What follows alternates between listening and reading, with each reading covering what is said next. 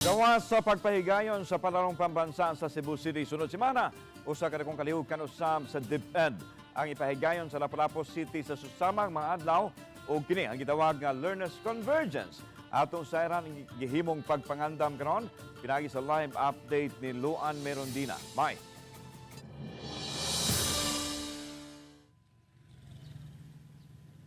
Lankon ang palarong pambansa mao ang panagtigi sa mga batang atleta sa nagkadiang natad sa sports. Ang Learners Convergence mao ang panag-abot sa mga student leaders lukop nasod aron mas mabaid pa ang ilang leadership skills. Ang Marigundo National High School ang labing dakong billeting area alang sa mga delegado sa Learners Convergence sunod semana. Dinhi ipahimutang ang 659 ka mga delegates gikan sa 61 ka mga divisions. Busa subsub karon ang gihimong pagpangandam sa tunghaan alang sa maong kalihukan. Gipangpintalan pag-usab ang mga school buildings o gisigurong limpyo ang palibot.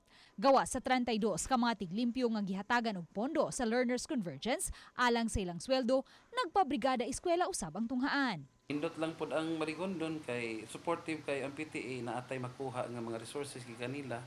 So makasweldo. Yan na pod tay mga sinuhulan kami from MOOA.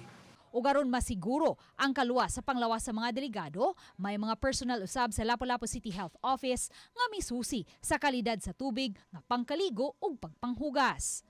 And the school sad, dili sad mi mo painom og tubig coming from the deep well kundi amo gyud providean og water nga bottled water either kana mga kuan sa purified water or distilled water basta dili lang gyud coming from underground.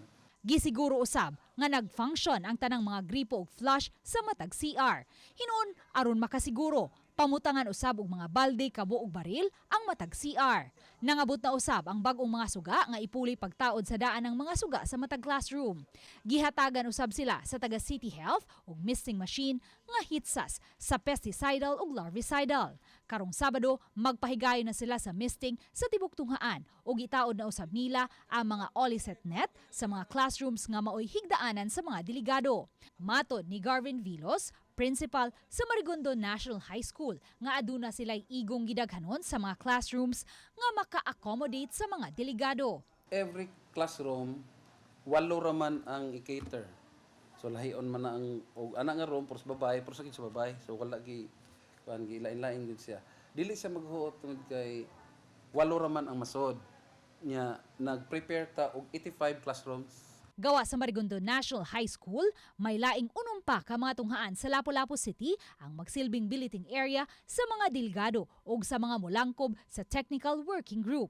Ang Basak Elementary School nga kanunay bahaon kung mubunok ang uwan, napaayom-ayom na ang drainage o gi-elevate na ang school grounds. Sa kinatibukan, moabot sa 2,000 ang mga delegado gikan sa 228 ka mga schools divisions sa 17 ka mga rehiyon.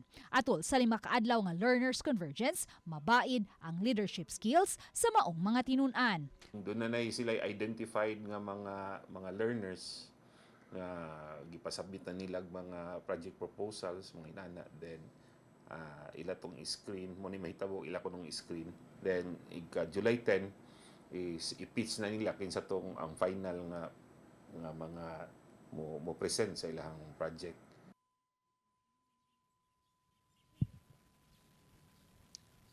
Lan karong Lunes, Hulyo 8, gikatakdang maabot na ang mga delegado sa Learners Convergence. Ug pagka-Martes, Hulyo 9, sa alas 9 sa buntag, formal nang buksan ang Learners Convergence din gikatahong mutambong sa outgoing Deputy Secretary Sara Duterte.